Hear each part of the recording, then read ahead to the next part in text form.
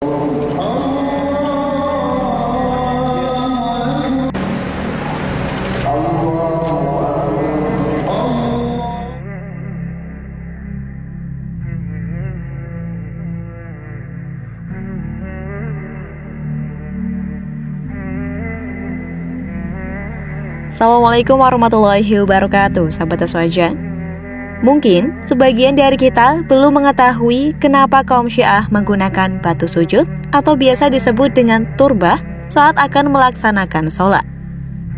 Sebagaimana kaum Sunni yang berpedoman terhadap Al-Quran dan Sunnah dalam mengamalkan ajaran baginda Nabi Muhammad SAW,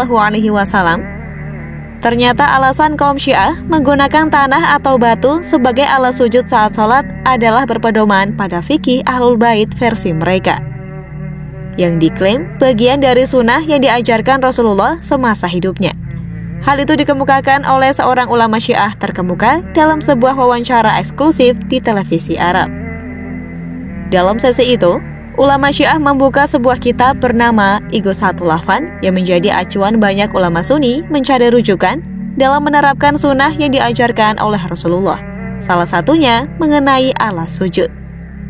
Yang mana di dalam kitab tersebut, ulama Syiah membacakan salah satu halaman yang menyatakan bahwa Rasulullah tidak pernah melakukan sujud di atas sajadah, melainkan di atas tanah. Terkait hal ini, ulama Syiah itu pun mengemukakan bahwa yang selama ini mereka lakukan justru sesuai dengan sunnah Rasulullah, yakni bersujud di atas tanah atau batu, bukan di atas sajadah atau semacamnya.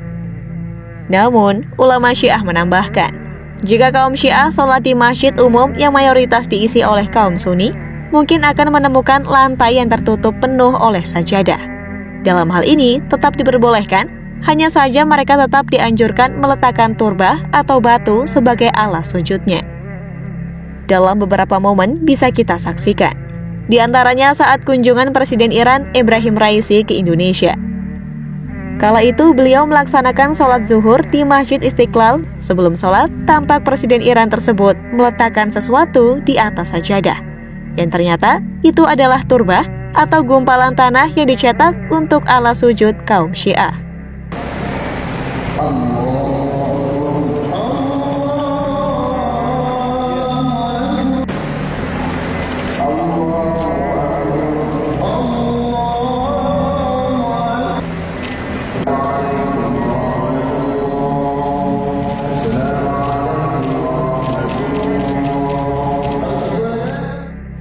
Dalam momen lainnya, kita bisa lihat kaum Syiah di Tanah Suci Mekah ketika sedang melaksanakan haji atau umroh.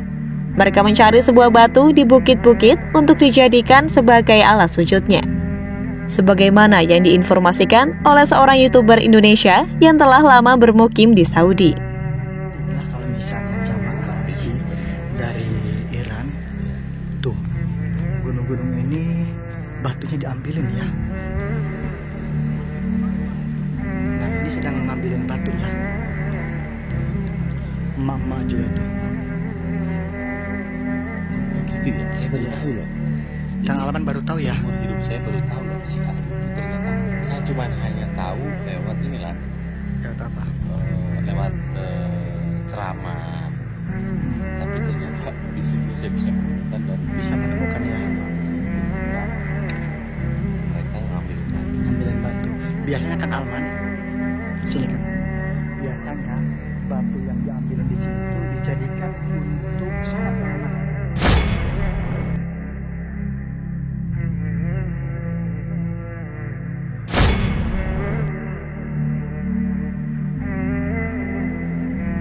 Di dalam Syiah itu cara sholatnya sebetulnya prinsipnya sama. Kalau sholat maghrib misalnya jumlah rakaatnya sama, sholat isya jumlah rakaatnya sama. Semua sholat itu 5 waktu dan juga sholat sunnah secara prinsip sama. Oke. Ruku, sujud, kemudian takbiratul ihram, ya, bacaan, tahiyat semuanya sama. Tapi ada beda sedikit. Di antara perbedaan yang sangat menyolok, kita melihat dua hal. Satu, orang Syiah itu sholatnya tidak sedekap, ya kan? tidak sedekap. Jadi orang Syiah sholatnya tangannya lurus. Dan ternyata bukan hanya orang Syiah sholatnya tangan lurus, ya kan? Madhab Maliki dari kalangan Ahlus Sunnah juga tangannya lurus. Itu yang satu. Karena itu bapak dan ibu yang pernah haji dan umroh akan melihat kenyataan itu di di Mekah. Bukan hanya madhab Maliki, madhab Zaidiyah, Syiah Zaidiyah juga tangannya lurus. Bahkan madhab Ibadiyah juga tangannya lurus. Yang kedua, yang menyolok satu lagi itu adalah orang Syiah pakai turbah, pakai tanah. Ya kan? Kalau ditanya kenapa pakai tanah, karena asal mulanya dahulu Nabi SAW sholatnya itu memang di atas tanah. Saya pernah pergi ke masjid di mana di situ Nabi pernah sholat, dan pada waktu saya pergi masjidnya itu masih sisa di namanya nggak jauh dari Mina, di sebuah tempat kalau nggak salah saya ada Bai'atul Ridwan atau apa gitu. Di situ saya melihat betul itu Pak, dia punya lantainya itu lantai dari pasir, ya kan? Di dalam Sahih Bukhari, dalam kitab Sahih Bukhari, ketika bercerita Nabi SAW sholat, ya kan? Itu Jabir, seingat saya Jabir bin Abdullah al-Ansari, ketika dia sholat, dia minta batu, ya kan? Terus kemudian batu itu dia dinginkan dengan tangannya, lalu kemudian dia sholat. Lalu dia bilang begitulah sholatnya Rasulullah SAW. Ada hadis yang sangat sharih, yang sangat eksplisit. Nabi bersabda, ju'ilat liyal ardu masjidan wa tahura. Jadi bumi ini atau tanah ini dijadikan oleh Allah Subhanahu wa taala sebagai tempat sujud dan suci. Nah, berdasarkan hadis-hadis ini dan sejarah Nabi SAW, orang-orang Syiah kemudian dia sholat pakai tanah gitu. Apakah harus tanah Karbala? Ya enggak. Yang penting tanah suci, gitu kan? Bahkan dalam kitab Ibnu Taimiyah, ya kan, Salafi, Ibnu Taimiyah sebetulnya menghukumi sholat di atas karpet itu dianggap tidak sah. Karena dulu Nabi tidak sholat di atas karpet katanya, di atas tanah, gitu kan? Dan itu disebutkan oleh Ibnu Taimiyah. Nah, jadi pemirsa yang kami muliakan, itu adalah dalil-dalil Syiah kenapa sholatnya di atas tanah. Tetapi walaupun Syiah mengatakan wajib di atas tanah, bukan berarti Syiah menganggap orang yang sholat tidak di atas tanah adalah tidak sah. Ya kan? Misalnya kita di Indonesia, orang madhab Syafi'i mayoritas di Indonesia sholat di atas sajadah, nggak apa-apa, karena itu sesuai dengan fatwa madhab Syafi'inya.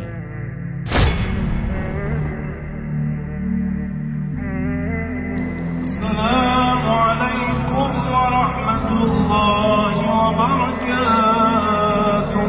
Allahu Akbar, Allahu Akbar, Allahu Akbar, bihaulillahi ta'ala wa biquwwatihi.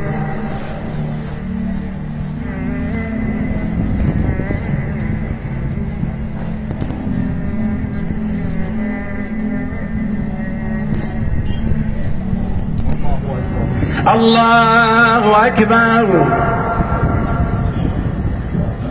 سمع الله لمن حمد. الله أكبر. الله أكبر. الله أكبر. يا ولي العافية. الله أكبر بحول الله تعالى وقوته.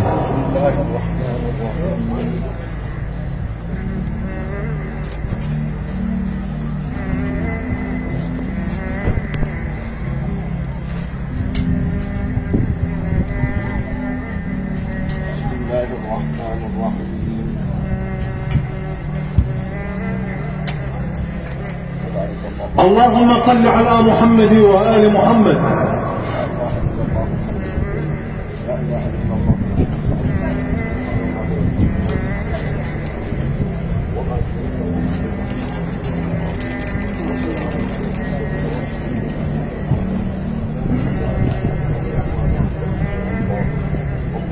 الله أكبر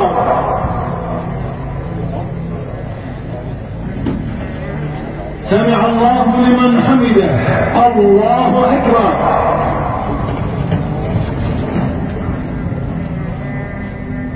الله أكبر الله أكبر.